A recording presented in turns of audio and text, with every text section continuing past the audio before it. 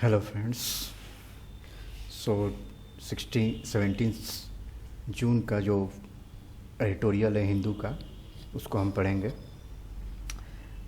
Basically ये जो editorial है उनके लिए जो हिंदी मीडियम से है और उन्हें प्रॉब्लम होती है इंग्लिश मीडियम का एडिटोरियल पढ़ने में, क्योंकि डिफ़िकल्ट वर्ड मीनिंग होते हैं और हिंदी मीडियम में उतने अच्छे एडिटोरियल नहीं हैं न्यूज़पेपर के। सो वो पढ़ना चाहते हैं but they find difficulty because they encounter difficult word meaning और उनको समझने में दिक्कत होती है, स्पेशली फॉर द फ्रेशर जो किसी भी सर्विस की फ्यूचर में तैयारी करना चाहते हैं और ऐसे भी न्यूज़पेपर को समझने के लिए 9, 10, 11, 12 और जो फ्यूचर में भी कोई कंपटीशन की तैयारी करना चाहते हैं, द हिंदू न्यूज़पेपर को समझना चाहते हैं तो वो इसे सीख सकते हैं।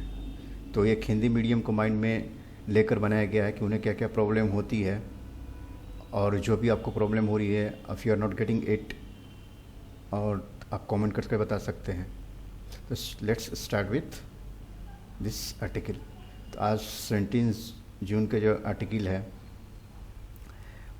उसमें जो लीड है यही है, record FDI inflows, yes cause for celebration no. अब इस एडिटोरियल का मतलब क्या हुआ कि FDI तो आ रहे हैं इंडिया में, लेकिन क्या ये सेलिब्रेशन का कारण है? ये क्या हम लोग हैप्पी हैं क्योंकि जॉब लॉस हो रहे हैं, इकोनॉमिक लॉस है, अनएम्प्लॉयमेंट है due to the pandemic season, लेकिन FDI इनफ्लोज बढ़ रहा है, तो क्या हमें सेलिब्रेट करना चाहिए? तो आंसर इज़ नो था। द एडिटर इसके बारे में क्या करा आगे समझेंगे। The inflows during 2021 have not been in sync with the government priorities for economic recovery. जो कि FDI का जो इनफ्लोज है उस प्रोपोर्शनेट में गवर्नमेंट की प्रायोरिटीज़ नहीं है इकोनॉमिक को रिकवरी करने के लिए। मतलब कि FDI foreign direct investment inflows तो हो रहा है, पैसे तो आ रहे हैं, लेकिन जो इकोनॉमी को बूम करने के लिए जो गवर्नमेंट की प्रायोरिटीज़ चाहिए, स्टेप्स लेने चाहिए, उस प्रोपोर्शनेट में नहीं हो पा रही जिस प्रोपोर्शनेट में इन्फ्लोज हो रही है FDI की। इसी के बारे में आर्टिकल है। नेक्स्ट देखते हैं, हम आगे पढ़ते हैं। In an otherwise gloomy economy का मतलब हो गया डार्क इकोनॉमी। अभी तो पेंडेमिक सीजन है, इकोनॉमिक लॉस में चल रही है, अनएम्प्लॉयमेंट है, तो इसको इकोनॉमिक ग्लूमी ही कर सकते हैं। ग्लूमी का मतलब डार्क हो गया। Scenario, one of the area of the chair for the government has been the number of inflows of foreign direct investment. तो इस कंडीशन में भी गवर्नमेंट के लिए एक बात अच्छी क्या हो सकती है कि इनफ्लो हो रही है, लेकिन जो बूम है गवर्नमेंट की जो प्रायोरिटीज़ है वो सब तो नहीं हो पा रही है। एम्प्लॉयमेंट को लेकर गवर्नमेंट नहीं कुछ कर पा रही है, ग्रोथ, इकोनॉमिक ग्रोथ को लेकर कुछ नहीं कर पा रही है। तो इस नेक्स्ट देखते हैं, इस आर्टिकल को, इस पैसेज को पढ़ते हैं। Government has been the number of inflows foreign direct investment FDI in a recent press release the ministry of commerce and industry announced that India has attracted highest ever total FDI inflows of US $81.72 billion during the financial year 2021, and it's 10% higher as compared to the last financial 2019-20. The Reserve Bank of India reported the equity component of inflows was over $61.4 billion and a 19% increase in over the $51.7 billion received in the 2019-20. The credit for this record level of inflows was given to the FDI policy reforms, investment facilitation and ease of doing business. So इसमें बता रहा कितना increase हुआ। पिछले अगर देखेंगे हम 1920 में जो था उससे ज़्यादा 19% इंक्रीज हुआ। फैसिलिटेशन का मतलब यहाँ पर हो जाएगा इन्वेस्टमेंट फैसिलिटेशन, यानी इस प्रोसेस को आगे बढ़ाने में मदद की, फैसिलिटेट किया। नेक्स्ट पैसेज पे देखेंगे, taken on the face value this number are indeed incredible, especially given the global FDI inflows in 2020 had declined by 42% over the level in 2019, and inflows to developing countries had fallen by 12%. However, if we consider the disaggregated data on inflows into India, the reality of foreign investor participation in the Indian economy seems a sharp contrast to the ministry has presented. तो इसमें एक contrast बता रहा है, जो भी data inflows हुआ है इंडिया में, disaggregated data, the reality of foreign investor participation in Indian economy seems a sharp contrast to what ministry has present. जो मिनिस्ट्री का डेटा है और जो डाटा इन्फ्लोज है उसमें खास कॉन्ट्रास्ट डिफरेंसेस है। उसमें से सबसे मेन हो जाएगा RBI data as a pointer. इसमें आरबीआई का क्या कहना है? The RBI provides a useful disaggregation of total inflows of foreign capital into India. This shows the net of repatriation, disinvestment, FDI inflows had declined by 2.4%. So RBI के data के अनुसार FDI का inflows का decline हुआ है 2.4 as compared to the previous year. This was due to 47 increase in the repatriation disinvestment, यानी disinvestment का मतलब सरकार जो सेल करती है किसी सेक्टर में, तो डिसइन्वेस्टमेंट हो गया, उसको सरकार को उसके बदले पैसे की ज़रूरत होती है, तो पैसा मिलती है उसको इन्वेस्टमेंट को सेल करके, इसी को disinvestment, which had reached A record level of 27.0 billion US dollar. The RBI reports that another disquieting aspect of foreign capital inflows in 2020, a high increase in the portfolio investment fueled entirely by a 69% increase in the participating by foreign institutional investor. तो जो भी inflows होते हैं, दो होते हैं, तो एक एफडीआई है और एक एफआईआई है, फॉरेन इंस्टीट्यूशनल इन्वेस्टर। तो इसमें कुछ रेस्ट्रिक्शन होती है, उसमें एफडीआई दोनों में एक डिफरेंस है। एफडीआई में कुछ पर्टिकुलर सेक्शन के लिए है, भी कुछ पर्टिकुलर सेक्शन के लिए है, तो दोनों में इन्फ्लोज हो रहे हैं। और कुछ आरबीआई के डाटा के द्वारा दिखाया गया कि इसमें साफ डिक्रीज भी हुआ है। This was the second highest level of FDI investment in India after investments $1 billion इन 2015। तो इसमें बता रहा है कि सेकंड हाईएस्ट लेवल है इस बार। Surely sustain sizeable repatriation of the long term FDI together with large increase in the speculative capital.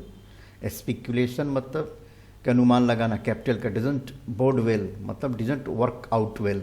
Economic looking recovery for economic slump. Slump पर तब इकोनॉमिक जब नीचे जा रही है इसको स्लम्प करेंगे, और जब इकोनॉमी ऊपर जाती है तो उसको बोलते हैं शोर। यहाँ पर एक स्लम्प है, एक डाउनवर्ड दिखा रहा है।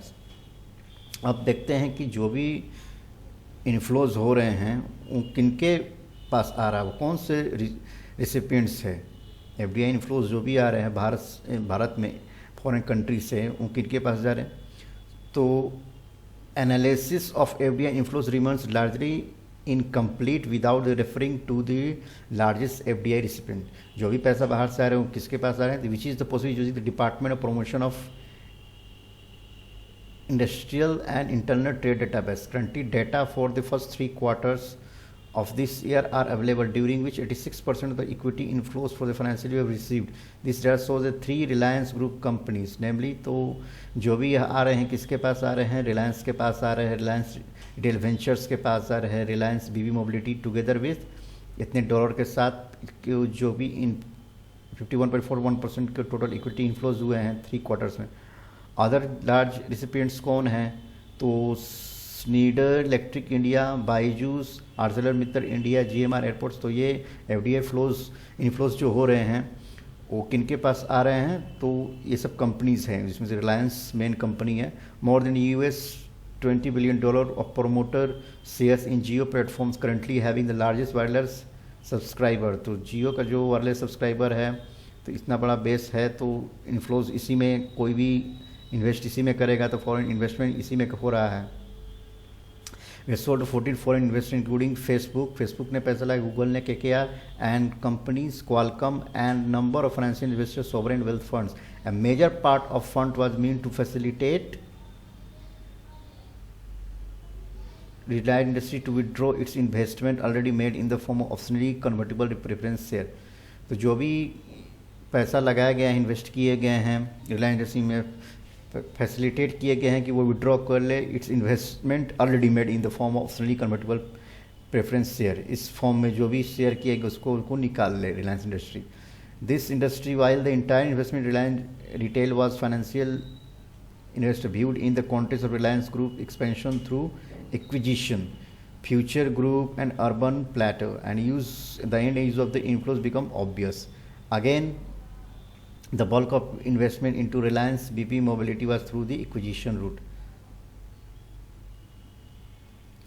तो नेक्स्ट पैसेज में देखते हैं, ये सब टोटली इकोनॉमिक बेस्ड और बिजनेस बेस्ड आर्टिकल है, जिसमें बताया गया है कि एफडीआई कैसे आ रहा है, कौन आ रहा है। बाकी इसमें Facebook entry in the Jio platform offer to significant benefits, तो जो मेजर बेनिफिट्स यहाँ पर हो रहे हैं, किसको हो रहे, फॉरेन पार्टनर को। 1 to substantially expand its social media reach by piggy banking on Jio platform, and to give Facebook share in India rapidly expanding e commerce business through Jio mart.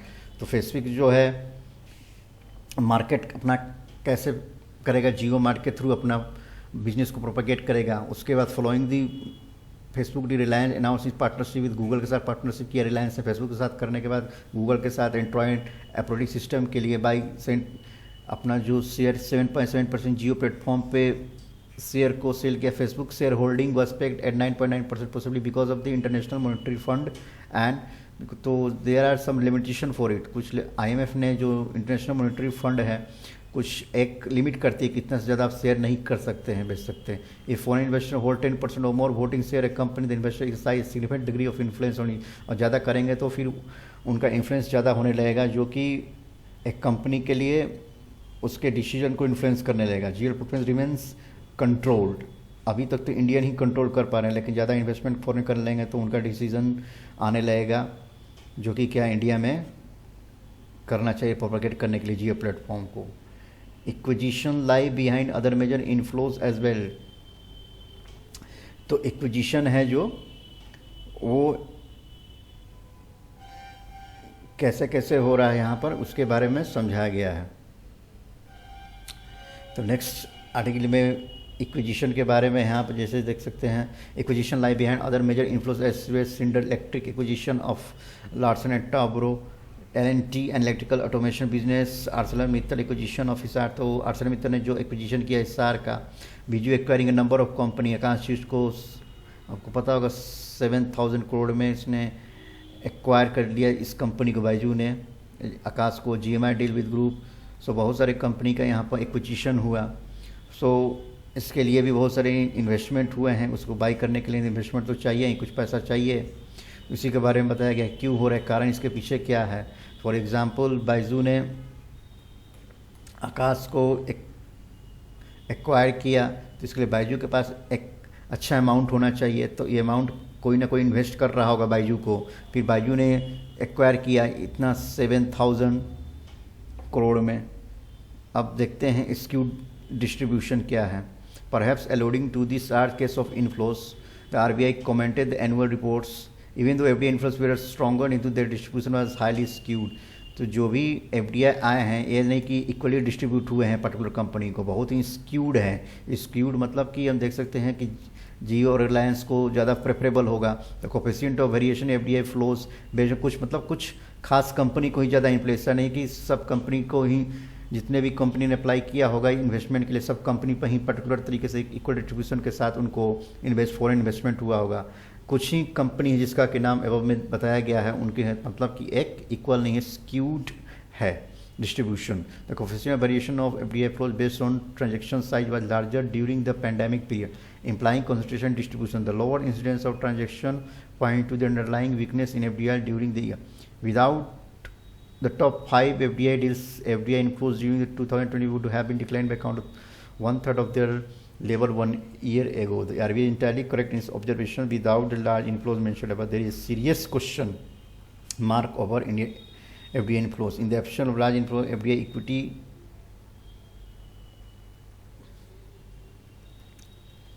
Equity जो RBI ने ऑब्जर्व किया, बताया कि skewed है, FDI equal distribution नहीं है यहाँ पर।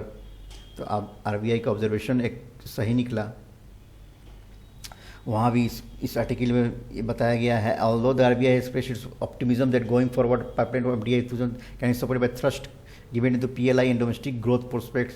सो आरबीआई ने यहाँ पर ऑप्टिमिज्म किया कि हाँ अब जो एफडीआई आ रहे हैं एक ग्रोथ को लेकर आएगा, involve mere transfer of share without creating productive assets in the country, perhaps belie the expectation FDI can contribute the revival of the country. तो आरबीआई का यह भी कहना है कि जस्ट एफडीआई इन्फ्लोज होगा तो इसका मतलब नहीं कहता है कि एक इकोनॉमी का रिवाइवल भी होगा, जब तक कि इक्वल डिस्ट्रीब्यूशन ना हो इन्फ्लोज पे और इकोनॉमिक ग्रोथ पर काम ना। ये तो जो भी कंपनी को राइज करने के लिए किया जा रहा है, इकोनॉमिक ग्रोथ को अगर इससे इक्वल डिस्ट्रीब्यूशन में हो सके, इस पे एक्सपेक्टेशन को पूरी तरह से नहीं मान रहा है RBI. This view influenced by the fact that contrary to government expectation larger magnitude of inflows into the manufacturing sector, the sector received just of the total inflows. Government का कहना है कि इकोनॉमिक ग्रोथ होगा इससे, लेकिन जो भी हमारा मैन्युफैक्चरिंग सेक्टर है जो कि बहुत ही इसमें अफेक्ट हुआ है, बस 20.4% ही इन्फ्लोज में से उसको मिला है। अब सर्विस सेक्टर को कितना मिला है देखते हैं। The service sector attracted nearly 80% total inflows with the information. तो ज़्यादा जो भी इन्फ्लोज हुए हैं उसमें मैन्युफैक्चरिंग को 17.4% मिला है और 80% सर्विस सेक्टर को मिला है, जो कि जियो और बायो सेक्टर जो भी हैं एजुकेशन में, और जियो फाइबर जो स्प्रेड हो रहा है इंटरनेट कनेक्शन का, तो जो भी प्रोवाइड कर रहे हैं सर्विस को प्रोवाइड कर रहे हैं, तो इनमें ज़्यादा एफडीआई इन्फ्लोज हुआ है। जो कि बायजू एक्वायर भी कर रहा था, इस समय ज़्यादा सर्विस ही एजुकेशन तो ज़्यादा इनका हो रहा है। Inability being the largest component account for the inflows होता है, बट मैन्युफैक्चरिंग सेक्टर में बहुत कम हुआ है। Other information technology computer service activity wholesale and retail trade where the other permanent ones. According to RBI, non-acquisition related inflows into the manufacturing sector were the lowest in the manufacturing sector। He bar bar RBI के द्वारा बताया जा रहा है कि इसमें कम inflow है तो ग्रोथ के चांसेस भी इसमें कम है, जो कि ज़्यादा अफेक्टेड सेक्टर यही है। Clearly FDI inflows have not been sync with the government priorities for the COVID economic recovery. तो आत्मनिर्भर का मतलब कि एंटरप्रेन्योरशिप स्टार्टअप को करना, और स्पेशली मैन्युफैक्चरिंग सेक्टर में जब इतने इन्वेस्टमेंट ही नहीं होगा तो फिर कैसे ग्रो करेगा ये सेक्टर। तो परफॉर्मेंस लिंक इंसेंटिव स्कीम भी है जैसे आत्मनिर्भर भारत के लिए है। In this situation record FDI inflows during can not be cause for celebration. तो हम नहीं कर सकते हैं कि ये अच्छी एफडीआई इन्फ्लोज तो हो रहा है बहुत ज़्यादा, लेकिन ये नहीं कि हमारे इकोनॉमिक ग्रोथ को बढ़ाएगा, क्योंकि इकोनॉमिक ग्रोथ को बढ़ाने के लिए हमने फोकस किया आत्मनिर्भर भारत पर ज़्यादा फोकस करने का। मैन्युफैक्चरिंग सेक्टर पर अगर ग्रो नहीं कर पा रहा तो इकोनॉमिक ग्रोथ नहीं हो पाएगा, क्योंकि ज़्यादा सबसे अफेक्टेड यही एरिया है। सो एक एडिटर के द्वारा यही कहा गया है कि ये हमारा सेलिब्रेशन का कॉज नहीं हो सकता, भले ही एफडीआई बढ़ रहा। नेक्स्ट टॉपिक पर चलते हैं हम।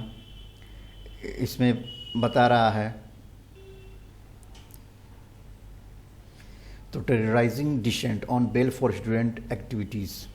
तो इसके बारे में पिछला कल ही बताया था इसके बारे में कि जो कि दिल्ली हाई कोर्ट का एक वर्डिक्ट आया था कि डिसेंट में और क्या डिफरेंस है। डिसेंट हम लोग कर सकते हैं, लेकिन गवर्नमेंट क्या कि अरे कोई यूएपीए के अंदर ला दी इसके और अरेस्ट कर दी। तो इसी के बारे में फिर से एक article, SC bail orders are indictment of attempt to portray Delhi protest as terrorist acts. तो कुछ स्टूडेंट थे जो एनसीआर और सीए के अगेंस्ट में प्रोटेस्ट कर रहे थे, लेकिन गवर्नमेंट ने उनको अरेस्ट कर दिया कि ये टेररिस्ट एक्ट है, और according to the UAPA law के अंदर जो भी ऐसे एक्ट करे जो कि एक कंट्री की सिक्योरिटी के अगेंस्ट, उनको अरेस्ट किया। मगर हाई कोर्ट का उनको बेल दे दिया उनको कि ऐसा नहीं है, उनका डिसेंट राइट है हमारा। The court between the statutory bar on the grant of regular bail and judicial embargo on any close ignoration of the available evidence at the bail stage. Those arrested under the country's main anti-terror law have been languishing in the jails without trial for extended periods। तो इसी के बारे में इस article का है। Delhi high court ordered granting bail to 3 student activities jailed for a fear of overbody of their alleged role in the February rights in Delhi. तो जो दिल्ली में राइट्स हुए हैं उनका अपना उसका कोई कारण नहीं था, उनको बेल मिल चुका है। और गवर्नमेंट का जो कोर्ट का वर्डिक्ट था यही है कि डिसेंट फंडामेंटल राइट है, प्रोटेस्ट राइट है, इसको ट्रैम्पल डाउन गवर्नमेंट नहीं कर सकती है कि ये एक कंट्री के अगेंस्ट में है। तो sound in legal reasoning and interpretation the judgment of justice Siddharth Mridul and justice Anup Jairam Bhavai have made a silent distinction between those accused of offence against the country integrity and security on the one hand and the protection of dissenter roped in unjustifiably under the rubric of terrorism. तो rubric आप जानते हैं, एक rubric cube होता है जो green blue red colour का होता है, एक पजल टाइप का होता है। तो यहाँ रूब्रिक ऑफ टेररिज्म मतलब puzzle of terrorism on the other hand, कि मतलब कि एक तो है कि प्रोटेस्ट आप कर रहे हैं, डिसेंट है, आप गवर्नमेंट की कोई भी स्टेप करती है उसके अगेंस्ट में, लेकिन उसको कर देना कि ये टेरर एक्ट है, ये बहुत ही डाइसी है और कन्फ्यूजन वाला स्टेटमेंट है गवर्नमेंट के द्वारा। इसी को हाई कोर्ट ने रिजेक्ट किया है। और यही लॉ है unlawful activities prevention act has been invoked by Delhi police against the activities those who were among the organising the protest against the citizen amendment act on the claim that they had also fomented the riots. मतलब इन्होंने ही जो भी rights fermented मतलब इनको बढ़ावा दिया rights को करवाने में। Under the section 43D there is a legal bar on granting well if the court is of the opinion there are reasonable grounds to believe that the accusation against those held in prima facie true. So अगर ये true होता है तो ठीक arrest है, लेकिन इसमें हम कह नहीं सकते हैं। जो भी हाई कोर्ट का जो ऑर्डर है वो है कि गवर्नमेंट जो भी डिफरेंसेस है कि टेररिस्ट एक्ट क्या है और एक डिसेंट क्या है, दोनों के बीच डिफरेंस है, लेकिन गवर्नमेंट में दोनों को डिफरेंस को ब्लर कर दिया है कि पता ही नहीं चला कि आप डिसेंट कर रहे हैं कि एक्ट कर रहे हैं। तो क्लियरली एक डिफाइन होना चाहिए। नेक्स्ट है adding to the onerous burden. Onerous मतलब बर्डन मतलब ऑनरस मतलब होता है इस मतलब डिफिकल्टी जो burden on the accused to demonstrate court that accusation is untrue is at 2019 supreme court judgment that bars a detailed analysis of the evidence at the bail stage and the rules that the bail can be denied on the broad probabilities of the case। तो supreme court का भी था कि bell भी deny हो सकता है अगर इस तरह का हो कि अगर कोई सिक्योरिटी के अगेंस्ट में हो रहा था। High court has ruled that the bail court can look at the available evidences to satisfy itself of the prima facie. So prima facie जो इनिशियल जो एविडेंस के बेस पे जो भी हम स्टेप लेते हैं उसी को prima facie truth of the case। In the other words, there is a no statutory invincibility to the prosecution case merely because the UAPA has been invoked. It has found that none of the three students was especially for the particularly accused of any terrorist act। तो high court ने इनको बोल दिया कोई terrorist act नहीं था, ना ही funding किया था टेररिस्ट एक्ट को, और an act amounting to conspiracy to commit terrorist act or something preparatory to it। Once the UPA charges were not seen to be true, it was open to the court to admit them regular bail until conclusion of the trial। तो bell में से जब तक कि trial चल until the trial नहीं हो जाता उनको बेल पे ही रखना चाहिए, जब तक कि वो क्रिमिनल नहीं प्रूफ एविडेंस प्रूफ नहीं हो जाता कि वो लोगों ने ऐसा कुछ किया। Further with the 740 witnesses cited there is no scope for early conclusion of the trial. Riots are matters concerning public order. Riots क्या कहता है, एक पब्लिक ऑर्डर के अगेंस्ट में है तो उसको मेंटेन करने को ये not the security of the state. Riots are matters concerning public order को मेंटेन करने के लिए है कि राइट्स नहीं होना चाहिए, and not the security of the state. Security of the state अलग चीज़ हो गया। The court's observation that the state in its anxiety to suppress dissent. तो कोर्ट का अपना व्यू है कि गवर्नमेंट डिसेंट को सप्रेस करना चाहती है, इसलिए उनको अरेस्ट कर लिया। Has blurred the line between, जैसा कि मैंने बताया, line between constitutionally granted rights to protest and terrorist activity is stern indictment of the establishment. The Delhi police has gone the Supreme Court on appeal against the verdict। और Delhi police ने against चला गया high court के जो भी verdict आया, possibly in the fear that the ruling may file its design to paint protesters as terrorists। If the High Court approach to grant bail is upheld, it would help secure the liberty of other dissenters held under the UAPA without sufficient basis। तो यही है कि grant अगर high court का if the high court approach to grant bail is upheld, अगर इसको upheld होता है, सपोर्ट करता है, तो जो भी है सुप्रीम कोर्ट अगर इसको अपहेल्ड करता है या सपोर्ट करता है हाई कोर्ट के जजमेंट को, वर्डिक्ट को, तो जो डिसेंटर की लिबर्टी है अंडर द स्फीयर एक सफिशिएंट होगा कि हाँ यूएपीए जो भी हमारा डिसेंट है उसको हम यूएपीए के अंदर नहीं ला सकते, नहीं तो गवर्नमेंट क्या करे, कोई भी प्रोटेस्ट कोई भी डिसेंट कर रहे हैं उसको ट्रैम्पल डाउन करेगी और कहेगी कि ये जो भी प्रोटेस्ट हो रहा है एक अंडर ये हम लोग इनको अरेस्ट कर सकते हैं क्योंकि according to the UAPA law ऐसे अगर सिक्योरिटी अगेंस्ट में कोई भी है कंट्री के तो उसको अरेस्ट किया जा सकता है। लेकिन देखते हैं, let's see what would happen. Most probably the supreme court would uphold this high court's judgment and it would be good for the liberty of the dissenters. अब आते हैं नेक्स्ट आर्टिकल में, closure compulsion on the Italian marine case. यही एक है, इसको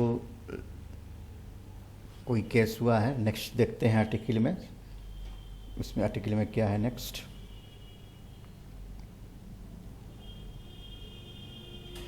और एक आर्टिकल है जो इसमें बताया गया है seesaw of science and pseudo science.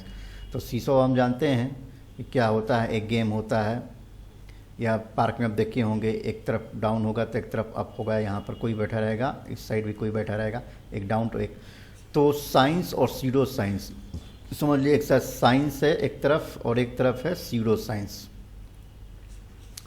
Pseudo science मतलब सुपरस्टिशन भी कर सकते हैं इसको।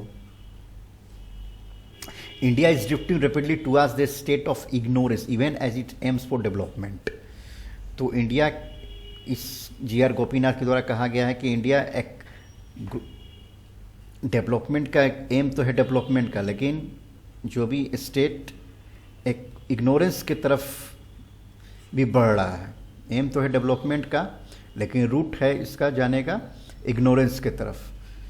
सो पढ़ते हैं इस आर्टिकल तो prime minister Narendra Modi seems thoroughly modern. तो इसमें कहना जाता है कि वो मॉडर्न तो पता चलते हैं पूरी तरह से, but he also appears to be steeped hopelessly in superstition. तो उनका झुकाव थोड़ा सुपरस्टिशन की तरफ भी रहता है। इस आर्टिकल के द्वारा कहा गया है, he promotes the exploration of the moon, orders the most sophisticated fighter jets, launches the first bullet train project, boasts about India being a vaccine powerhouse that supply vaccine to the world, all products of modern science. But he also simultaneously plums for pseudoscience. तो एक तरफ तो वो क्या कहते हैं कि moon पे को एक्सप्लोर करना चाहिए, फाइटर जेट को सोफिस्टिकेटेड जितने भी हैं जैसे रफाल से मंगाए तो उस पर फोकस करते हैं। लॉन्चेस फर्स्ट बुलेट ट्रेन को लॉन्च किया तो मॉडर्निटी की तरफ तो उनका फोकस रहता है, लेकिन वो स्यूडो साइंस की तरफ भी फोकस करते हैं। तो he invokes cosmic energy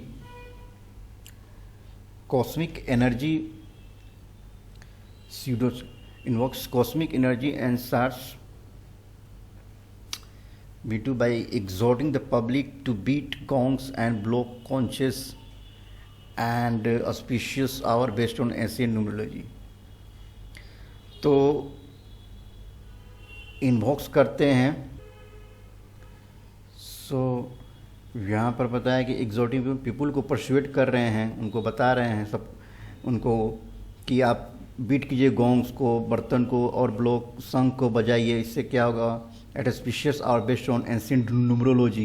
He doesn't pull up his cabinet colleagues when they launch a yoga guru concocted COVID-19 medicine drugs that have no clinical evidence of trials and have been condemned by the Indian Medical Association. तो जो भी ये act है इसके लिए condemned भी हो चुके हैं IMA के द्वारा। Mister Modi speaks growing of India scientific accomplishment in its mythic past and cites, for example, the elephant head transport or Lord Ganesha, a great stride in plastic surgery. तो जो भी MP थे इन्होंने भी जब एक साइंस कांग्रेस हुआ था तो उन्होंने बता दिया था कि जो भी गणेश जी हैं तो उनका जो कैसे सर एक हाथी का आ गया था, तो प्लास्टिक सर्जरी इंडिया में पहले से ही था। सो वेस्ट से प्लास्टिक सर्जरी इंडिया में पहले ही इन्वेंटेड हो चुका था वेस्ट से पहले। तो ऐसे ऐसे स्टेटमेंट दिए गए MP के द्वारा। सो एक तरफ तो साइंस है और एक तरफ तो स्यूडो साइंस है।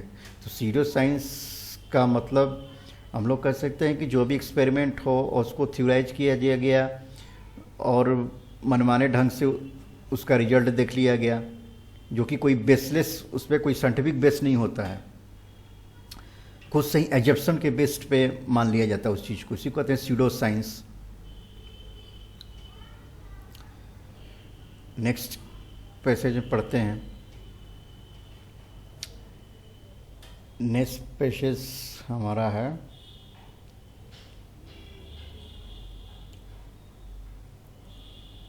Nobel winner physicist Richard Feynman coin the term cargo cult science.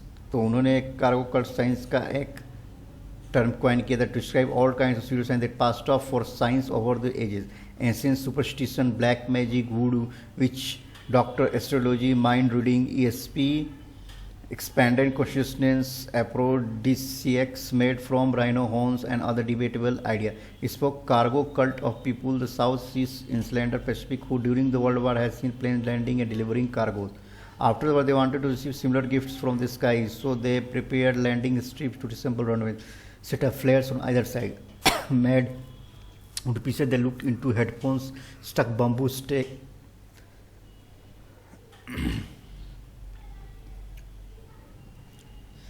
resembles antennas, waited for planes to land to deliver the goodies, the cargo. They waited and waited and repeatedly their existence by adjusting the sticks and flares, but the planes did not land. They were missing something. They did everything right, but there were no planes. They were changing the form but not the substance. We really ought to look into theories that do not work.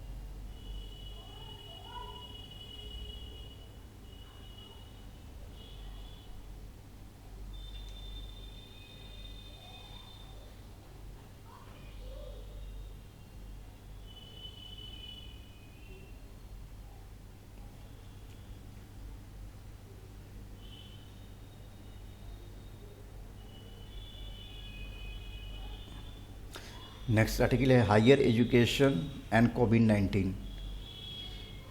तो इसके बारे में हम लोग पढ़ेंगे। मिलिंद कुमार शर्मा ने लिखा है इसको। Institute should be give financial assistance to create safe and campuses for students and staff.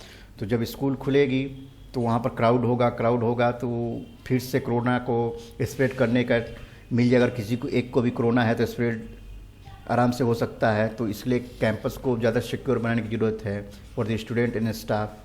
तो पढ़ते हैं the state of campuses of higher education institute in India is at its nadir currently. तो कैंपसेस जो है higher education का India में एक बहुत ही इनिशियल, नादिर मतलब होता है इनिशियल और इमेच्योर कह सकते हैं, इमेच्योर पोजीशन पे है। The second wave of the COVID-19 pandemic brought the entire country to its knees and people struggled to access basic healthcare facilities। तो जो भी सेकेंड वेव था सबको क्या किया, कंट्रीज़ को बहुत परेशानी में डाल दिया और सभी को बेसिक हेल्थ केयर फैसिलिटीज़ के लिए स्ट्रगल करना पड़ा। But there is still lack of serious condition for safety of campuses. जब हेल्थ सेक्टर का इतना बुरा हाल है तो एजुकेशन सेक्टर का समझ आएगी। जब बेसिक ही चीज़ इतनी ख़राब है तो बाद में तो एजुकेशन सेक्टर आएगी, तो उसका तो कंडीशन अभी और भी ख़राब होगा। Which may be the most vulnerable site for the spread of infection at the community level पर होगा। स्कूल में जाएंगे, हाई स्कूल में, तो जहाँ पे कम्युनिटी बनेगी वहाँ पर एक साथ बैठेंगे। अगर इस कोरोना स्प्रेड करने का ज़्यादा वहाँ पे स्पेस है। Apart from the routine advisory in the form of notification of standard operating procedure protocols और guideline issued from time to time at the apex level by the university grant commission and state level by the respective education department nothing concrete has been done on the ground. तो क्या क्या step, अभी कुछ concrete step नहीं उठाए गए हैं कि कैसे कैंपस को सिक्योर किया जाए। कैंपसेस दैट हाउस हॉस्टल, क्या होता है कैंपस में, hostel, libraries, common washroom, canteen, auditorium, gymnastic, playground, administrative office, staff room, guest house, staff quarter, beside classroom, require resources to change and modify the current setting of कोविड-19 approach. जो भी हमारा पीछे का जो ये सब चीज़ें हैं जहाँ पे कि क्राउड हो सकती है, गैदरिंग हो सकती है, तो इन चीज़ों को न्यू तरीके से हमको अप्रोच करना पड़ेगा कि जहाँ कोरोना फिर से थर्ड वेव ना आए और भी हमको प्रिवेंट करना पड़ेगा। तो ऑन द 10th में this suggested sleeve of measures, तो एक मेजर्स दिया कुछ following measures. The higher education should not adopt the कोविड-19 crisis. It recommended the inter alia जो कि इंक्लूडेड है इसमें इस कॉन्स्टिट्यूशन। सो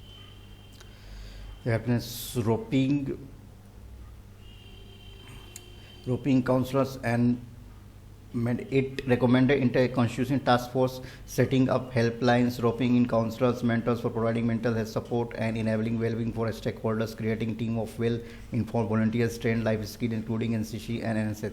तो इसके लिए क्या स्टेप होना चाहिए कि सबसे पहले जो भी काउंसलर हैं उन सबको एक साथ बुलाना चाहिए, ऑनबोर्ड करना चाहिए, जो कि प्रोवाइड करे, मेंटल हेल्थ सपोर्ट प्रोवाइड कर सके and wellbeing of the stakeholders, जो भी जहाँ पर क्राउड हो सकते हैं, स्टाफ, स्टूडेंट्स हो सकते हैं, मेंबर हो सकते हैं, कुक हो सकते हैं, creating a team for well informed volunteers trend life skill. तो जो भी वॉलंटियर हो जो कि ऑलरेडी ट्रेंड है लाइफ स्किल में, including the NCC and NSS।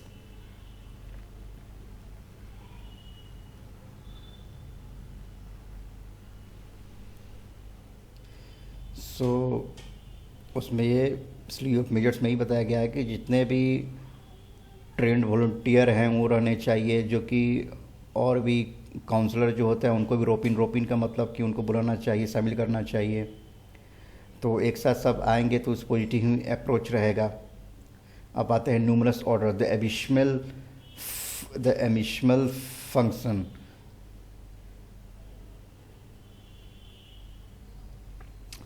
The additional financial state of higher education institute. तो बॉटम एबिसमल का मतलब होता है bottomless. Financial state of higher education institute, especially state और यूनिवर्सिटी, ज़्यादातर जो स्टेट यूनिवर्सिटी होती है उनकी फाइनेंशियल स्टेट सही नहीं होती है। तो अगर इतने चीज़ कम कर रहे हैं, स्टेक होल्डर को बुला रहे हैं और जो भी वेल ट्रेंड वॉलंटियर हैं उनको कुछ देना पड़ेगा और जो मेंटल सपोर्ट करें उनको कुछ देना पड़ेगा। सो इतने फाइनेंशियल स्टेट स्ट्रॉन्ग नहीं स्टेट गवर्नमेंट की, and already overwhelmed by the vaccination. तो वैक्सीनेशन में ही कितने पैसे खर्च हो पाएंगे उनके। तो इस चीज़ों के लिए और भी सिचुएशन को क्या करेगा कि एक्सारबेटेड और ख़राब बना देगा सिचुएशन को। Reports of death several teachers in prominent university highlight the loss of national intellectual capital. और जितने भी इंटेलेक्चुअल स्कॉलर हैं उनकी डेथ हो रही तो ऑलरेडी लॉस ही है एक इंस्टीट्यूट के लिए और कंट्री के लिए। तो UGC in its order dated last year district guidelines for college to reopen post the lockdown environment. The state government estimate the paper of required procurement essentials such as disinfectant, face mask। तो जो भी UGC ने direct किया कि जो भी state government अगर खोले पैंडेमिक के बाद तो उनको क्या मेजर्स लेने पड़ेंगे, तो फेस मास्क के ऊपर फोकस करना पड़ेगा, डिसइंफेक्टेंट के ऊपर फोकस करना पड़ेगा in each district and those in consultation with higher education institution. It also ask them to draw out a plan for distribution.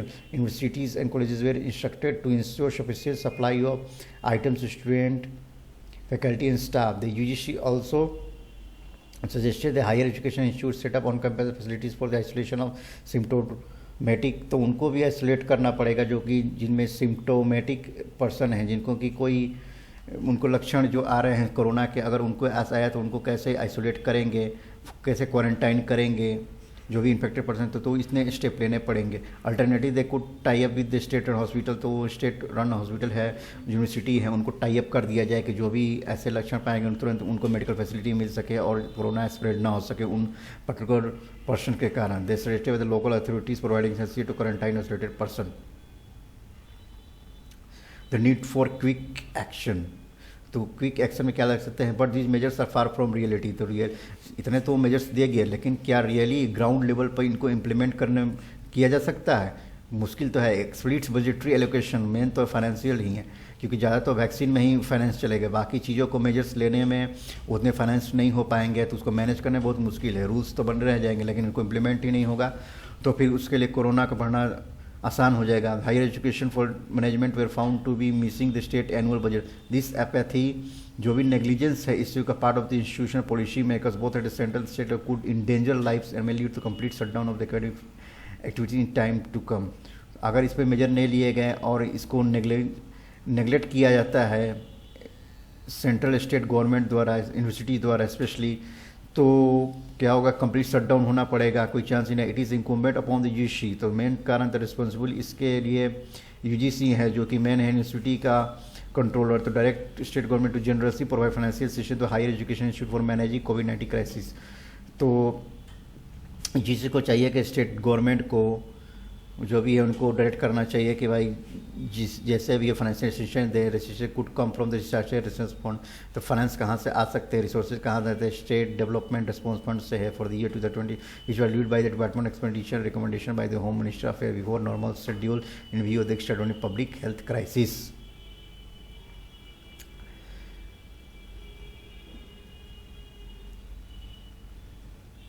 और एक आर्टिकल है इक्वेटेड बट नॉट फॉरगॉटन। इसमें क्या होता है कि कोई भी ट्रायल चल रहा है, उसमें से कोर्ट ने किया कि नहीं particular person is not criminal और is not guilty, then he is acquitted. लेकिन क्या होता है, वो तो उसके बारे में जो भी लिखा होगा वो तो प्रेजेंट ही रहेगा आर्टिकल में या नेट पे, इंटरनेट पे, तो उसके लिए तो सही नहीं है, क्योंकि उसकी भी जो पर्सनल जो रिस्पेक्ट है वो भी क्या होगा, ट्रैम्पल डाउन किया जाए, किसी के द्वारा किया जा सकता है, उसकी जो डिग्निटी है उसकी मेंटेन नहीं रहेगी। तो क्या होगा, अगर गिल्टी फाउंड नहीं होता है तो उसका राइट है कि फॉरगॉटन हो जाए, यानी उसका जो नाम है और किसी केस में है दर्ज, उसका नाम ही हटा लिया जाए वहाँ से। तो इसी के बारे में इक्विटेड बट नॉट फॉरगॉटन। तो जैसे हमारा ये राइट टू बी फॉरगॉटन, ये फंडामेंटल राइट के अंडर ही आता है, तो इसी के बारे में ये आर्टिकल बताया गया है। The right to be forgotten must be studied along with the concept of fair criticism and accountability। तो ये स्टेट की अकाउंटेबिलिटी है कि अगर कोई भी क्रिमिनल और ट्रायल में क्या होता है कि उसको गिल्टी नहीं पाया जाता है, कोई भी पर्सन को अगर नहीं पाया जाता है, तो जो भी जजमेंट में उसका नाम है उसको फॉरगॉटन कर दिया जाए, या नेट पर कहीं भी डेटा में है फाइल में तो उसका नाम को हटा दिया जाए, क्योंकि इसकी डिग्निटी का है। क्योंकि कोई भी जाएगा फिर पढ़ के फिर उसको बार बार लाइफ टाइम तक उसको डिग्निटी को हट करेगा। सो इसके बारे में इन एन इम्पॉर्टेंट डेवलपमेंट तो right to forgot, Delhi high court recently order the removal of one of its own judgment from the easy access. The petitioner was acquitted of certain crimes by the court and judgment of freely accessible on the internet. Unhappy with this the petitioner sought removal of the judgment from a leading database platform search engine. The court has temporarily asked search engines to remove this order from search results and order the database platform to block the judgment from being accessed by the search engine. The High Court recognized that the petitioner may have a right to be forgotten, which must be balanced with the right to public access to courts of record. So कुछ data तो present रहने चाहिए, लेकिन एक petitioner ने का भी तो राइट है, अगर वो गिल्टी नहीं पहुंचा तो उसका जो नाम है सर्च इंजन से हटा देना चाहिए। तो हाई कोर्ट ने ऑर्डर दिया है कि हाँ उसके नाम को हटा देना चाहिए, उसके डिग्निटी के लिए मेंटेन करने के लिए सही है। लेकिन जो भी डेटा है पब्लिक को एक्सेस, कोई भी कोर्ट के ऑर्डर को हम लोग एक्सेस कर सकते हैं, पब्लिक का भी राइट है, तो दोनों को एक बैलेंस होना चाहिए उसमें। The right to be forgotten generally right to have information about a person removed from public access. The proponents argue that individual should be able to determine development of their life in autonomous way. Person can not be perpetually stigmatize for the past conduct. तो बार बार guilty नहीं पाया गया, बार बार उसी चीज़ के लिए stigmatise किया जाएगा लाइफ टाइम तक, तो भी डिग्निटी के लिए सही नहीं है। तो उसके बारे में प्रोपोनेंट जो इसके हैं कि हाँ उसको right to privacy, right to have forgotten जो भी है उसको हटा देना चाहिए। In 2020 the supreme court recognise the right to be forgotten as being the under the ambit of right to privacy, specifically in personal privacy under the constitution. It is observe if someone desire to remove personal data from the virtual space ought to be respected. अगर कोई भी अपना data इस internet से या virtual space से हटाता है तो उस चीज़ को रिस्पेक्ट करना चाहिए। अगर हमारा यह प्राइवेसी का राइट भी है, जो भी कि दिल्ली हाई कोर्ट ने 2017 में इस चीज़ को रखा था। The top court observe that a lot of personal information में सर्व नो लेजिटिमेट इंटरेस्ट। तो was is incorrect. I was not necessary or relevant. However, the right to national to forgotten was subject to reasonable restriction based on countervailing rights such as free speech. तो जो भी है उसके against में हम लोग क्या एक अप्रोच कर सकते हैं कि फ्री स्पीच के अगेंस्ट है, but despite the supreme court judgment the right remains under develop India. अभी उसके राइट्स के बारे में अभी इवॉल्व भी कर रहा है कि इसके बारे में क्या किया जाए. Right to privacy, right to be forgotten पूरी तरह से डेवलप नहीं हुआ है. फॉर नाउ इंडिविजुअल्स में respect data host to take down some content and may be taken down based on the policy of the respective host. For example, some embarrassing selfies that a person posted as a minor violate the terms of service. This photo may be taken down if so requested because they not only violate the terms of service but are also unnecessary irrelevant. तो इसमें ही बताया गया है कि minor के द्वारा कोई भी सेल्फी है वो टेक डाउन किया जाता है तो उस चीज़ को फॉलो करना पड़ेगा. However,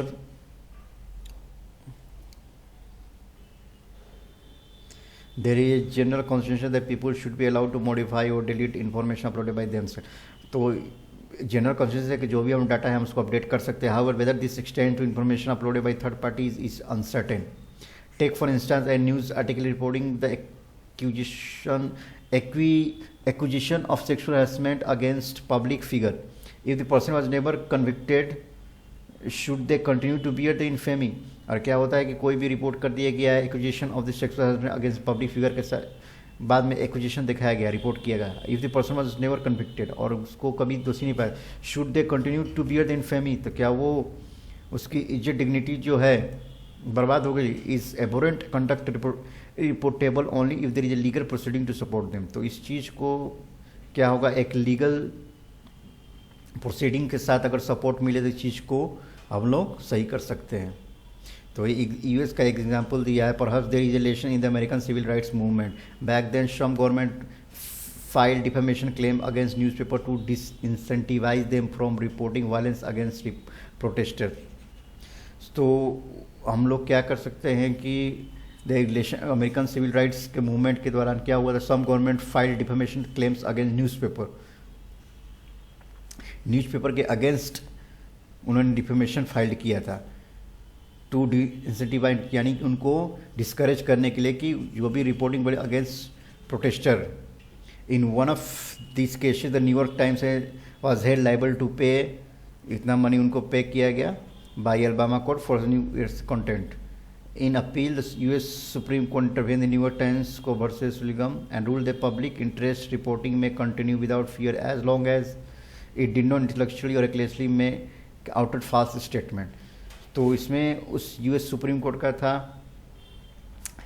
कि पब्लिक इंटरेस्ट रिपोर्टिंग में कंटिन्यू, जो भी पब्लिक का इंटरेस्ट का रिपोर्ट है वो कंटिन्यू प्रोटेस्टर के रहेंगे ही उसमें जब तक कि ये false statement. Thus the court disallowed suppression of criticism and accountability specially against powerful figures. The case has been cited by the supreme court of India several time. Nonetheless, many courts in the country have ordered take down unflattering news articles pertaining to legal proceeding, redaction of name, redaction matlab taking down the name, and removing the name of litigants, removal of references from search results.